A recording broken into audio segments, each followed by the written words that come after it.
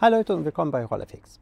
Es ist ja allgemein bekannt, dass man die Bremsflüssigkeit regelmäßig wechseln muss. Aber warum muss man sie wechseln? Warum wird sie schlecht und warum wollen die Ingenieure, die sie entwickeln, dass sie schlecht wird? Das und vieles mehr erfahrt ihr in diesem Video. Und wenn ihr bis zum Ende bleibt, gibt es eine Verlosung bzw. die Teilnahmebedingungen an einer Verlosung.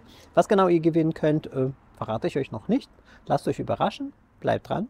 Jetzt geht's los. Wir fangen damit an zu klären, warum die Bremsflüssigkeit überhaupt schlecht wird, beziehungsweise was an der Bremsflüssigkeit wird schlecht. Und zwar die Hauptursache ist, dass die Bremsflüssigkeit Wasser anzieht.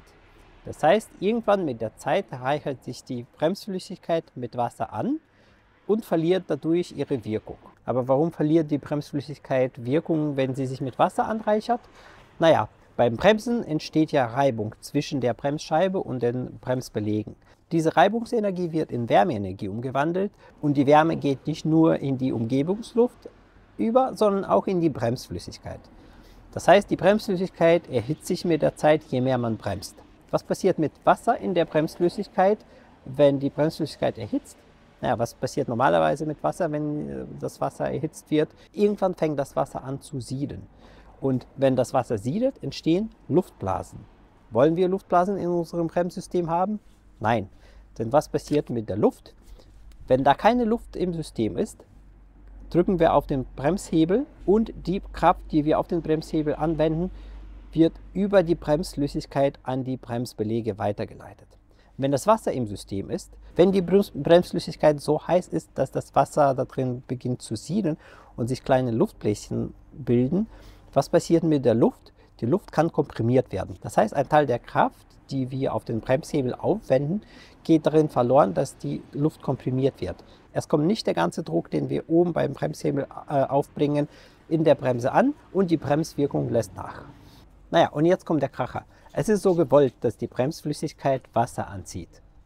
Man könnte sich wundern, warum, wenn das doch schlecht für die Bremsflüssigkeit ist? Ja, aber es ist auch für was anderes schlecht, wenn die Bremsflüssigkeit das nicht machen würde.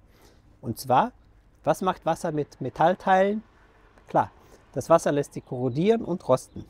Und genau das wollen wir ja in unserem Bremssystem nicht. Wir haben ja reichlich Metallteile in unserem Bremssystem und eben damit sie nicht rosten durch das Wasser oder durch die Feuchtigkeit aus der Umgebungsluft, ist die Bremsflüssigkeit so gemacht, dass sie das Wasser bindet und somit von den Teilen fernhält. Es ist also die gewollte Eigenschaft, die unser Bremssystem schützt, dass die Bremsflüssigkeit das Wasser zieht. Und der Unterschied, ob die Bremsflüssigkeit Wasser gezogen hat oder nicht, ist gravierend. Nehmen wir als Beispiel die DOT 4 Bremsflüssigkeit. Diese Bremsflüssigkeit hat einen Trockensiedepunkt, das heißt, wenn sie noch kein Wasser gezogen hat, von ungefähr 270 Grad Celsius. Hat sie nur einen Anteil von 2% Wasser, was für Bremsflüssigkeit schon recht hoch ist, sinkt der Siedepunkt um ungefähr 100 Grad Celsius. Und das merkt man vor allem, wenn man längere Touren fährt, wenn man kurvige Straßen fährt, irgendwann, wenn man genug gebremst hat, vor allem wenn die Bremsflüssigkeit schon Wasser gezogen hat, dass die Bremswirkung sehr stark nachlässt. Und eben um das zu vermeiden, muss man die Bremsflüssigkeit regelmäßig wechseln. Wie oft wechselt man die Bremsflüssigkeit? Normalerweise prüft man die Bremsflüssigkeit bei jeder Inspektion und wechselt sie ungefähr alle 5.000 bis 6.000 Kilometer. Und selbst wenn man wenig fährt, sollte man sie spätestens einmal jährlich wechseln. Warum? Naja, selbst wenn das Fahrzeug das ganze Jahr steht, zieht es trotzdem Feuchtigkeit aus der Umgebungsluft. Es gibt verschiedene Temperaturen, es gibt Regentage, es gibt hohe Feuchtigkeit und das System ist ja nicht ganz geschlossen. Wenn die Bremsbeläge sich abnutzen, rücken die ja etwas näher zusammen. Die Bremskolben aus dem Bremssattel rücken ein bisschen nach. Und natürlich muss auch die Kühlflüssigkeit von oben nachkommen, um diesen Platz zu füllen. Wären jetzt die Behälter komplett dicht, kennt ihr ja diesen Effekt, wenn man einen Strohhalm ins Wasser hält, oben das Loch zuhält und den Strohhalm aus dem Wasser rauszieht, kommt nichts nach. Erst wenn man den Finger loslässt und oben Luft nachkommen kann, kann die Flüssigkeit nachkommen. Genau dasselbe passiert auch mit dem Bremssystem. Wenn man sich die Ausgleichsbehälter der Bremsflüssigkeit genau anschaut, kann man sehen, dass alle Ausgleichsbehälter so kleine Öffnungen haben, wo die Luft nachströmen kann, um den Druck auszugleichen. Und genau über diese Öffnungen zieht der Roller, oder das gilt für alle Fahrzeuge, Roller, Motorräder, Autos, über diese Öffnungen wird auch die Feuchtigkeit aus der Umgebungsluft gezogen. Optisch erkennt man eine Bremsflüssigkeit, die bereits Wasser gezogen hat, daran, dass sie etwas dunkler wird.